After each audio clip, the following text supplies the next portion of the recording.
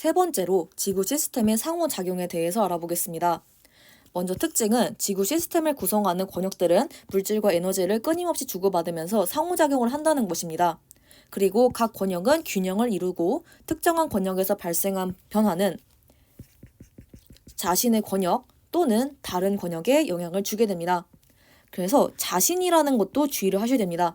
이게 보통 영향을 준다라고 하면 남한테 영향 주는 것만 생각하기 쉬운데 예를 들어서 기권이 기권한테 영향 줄 수도 있고 직권이 자기 스스로 직권한테 영향을 줄 수도 있고 이런 식으로 자신한테 영향 끼치는 것도 가능하다라고 봐주시면 됩니다.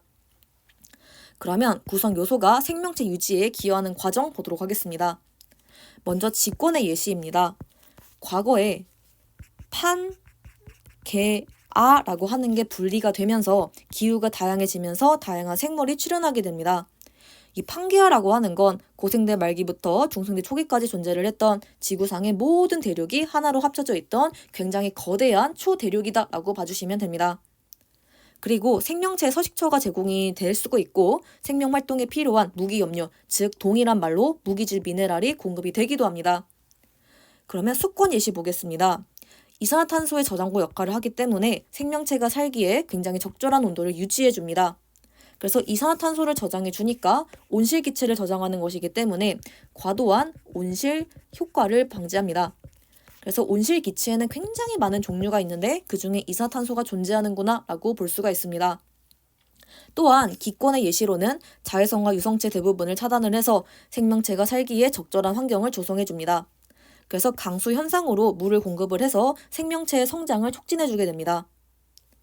생물권의 예시는 생물체 내에서, 즉 생물권 내에서 먹이, 사슬을 통해서 물질이 순환이 되면서 생명활동을 유지해주게 됩니다. 그리고 광합성을 통해서 대기 중으로 산소를 공급하기도 합니다. 그리고 외권의 예시로는 태양이 지구로부터 적당한 거리에 있어서 생명체가 살기에 적절한 온도를 유지해주게 됩니다. 그래서 생물권에서 나온 먹이 사슬 보도록 하겠습니다. 먹이 사슬과 먹이 그물은 다른데 먹이 사슬이라고 하는 건 먹고 먹히는 관계가 사슬처럼 일직선으로 연결이 되어 있습니다. 굉장히 단순한 구조이기 때문에 생명체의 멸종 가능성이 굉장히 크다라는 특징을 가지게 됩니다. 근데 먹이 그물이라고 하는 건 여러 개의 먹이 사슬이 서로 얽혀 있습니다. 굉장히 그물처럼 연결되어 있기 때문에 복잡합니다. 그래서 생명체의 멸종 가능성이 작다라고 보시면 됩니다.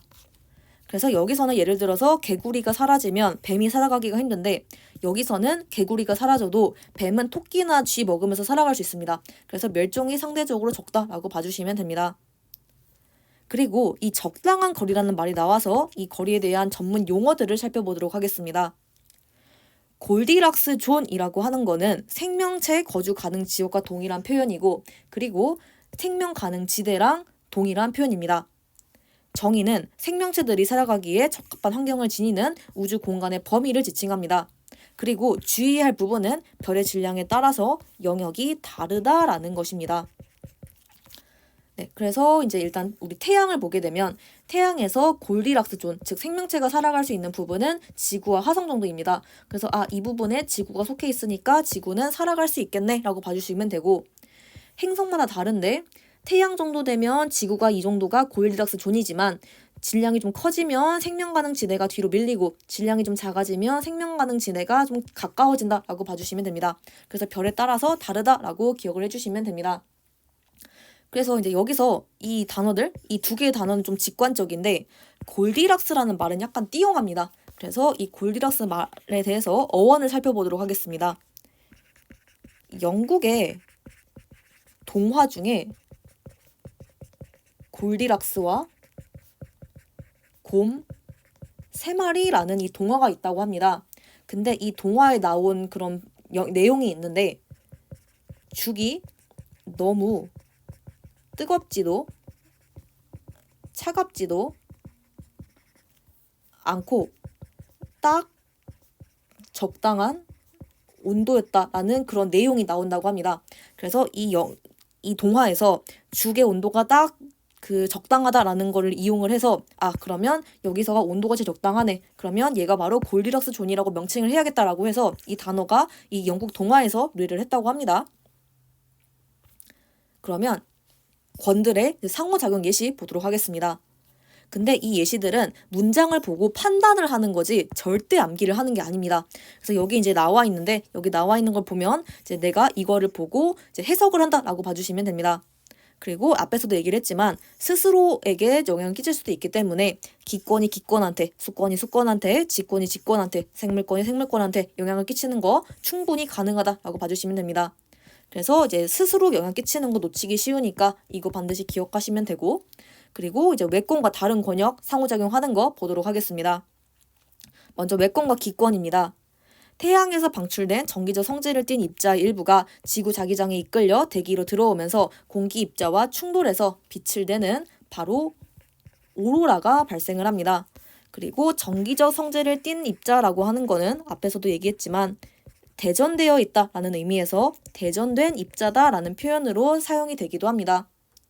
그리고 태양계를 떠돌던 유성체가 지구 대기로 진입을 하면 마찰에 의해서 밝은 빛을 냅니다. 그러면서 떨어지는 유성이 나타나기도 합니다.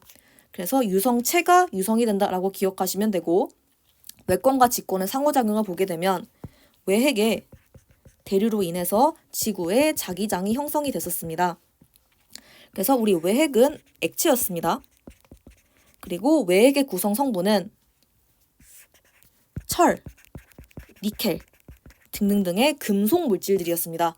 액체가 금속 물질인데 얘네들이 대류를 하니까 당연히 자기장 형성된다라고 기억하시면 되고, 외권과 생물권의 상호작용을 보게 되면 태양 복사 에너지를 흡수를 해서 식물의 광합성이 발생한다라는 게 예시다라고 봐주시면 됩니다.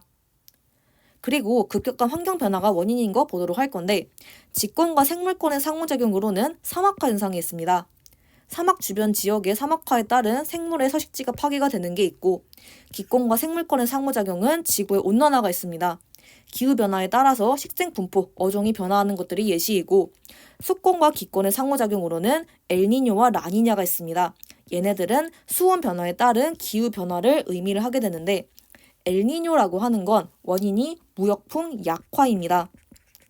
라니냐의 원인은 무역풍 강화입니다. 그리고 엘니뇨와 라니냐에 대해서는 통합과학 2에서 더 자세하게 다루게 됩니다. 근데 여기서 간단하게 다루자면 평상시에는 서태평양, 동태평양이 있는데 이 무역풍이 바람의 이름입니다. 그래서 적도 쪽에서 부는 바람 이름이 무역풍인데 이 무역풍이 적당히 불고 있는 상황이라서 구름이 이제 적당한 위치에 존재를 하는데, 엘니뇨가 발생을 하면 이 적도에서 부는 무역풍이 약화가 됩니다. 그래서 구름이 오른쪽으로 치우치니까 동태평양에서 비가 많이 내린다라고 봐주시면 되고, 라니냐는 반대로 적도에서 부는 무역풍이 강화가 돼서 평상시에 구름이 생성되던 위치에서 훨씬 더 왼쪽으로 구름이 생성이 됩니다. 그래서 원래보다 더 왼쪽에서 비가 많이 내린다라고 봐주시면 됩니다. 그리고 용승이라고 하는 거는 솟아오른다라고 생각하시면 됩니다. 그래서 이제 바람이 이렇게 불면 이제 얘네들이 해수가 위로 올라온다라고 봐주시면 되는데, 엘니뇨가 발생하면 왼쪽으로 적게 이동하니까 위로 솟아오르는 용승도 약해지고, 라니냐가 발생하면 바람이 많이 부니까 위로 많이 올라와서 용승도 강화가 된다라고 봐주시면 됩니다. 네, 그럼 이렇게 해서 상호작용까지 마무리하도록 하겠습니다.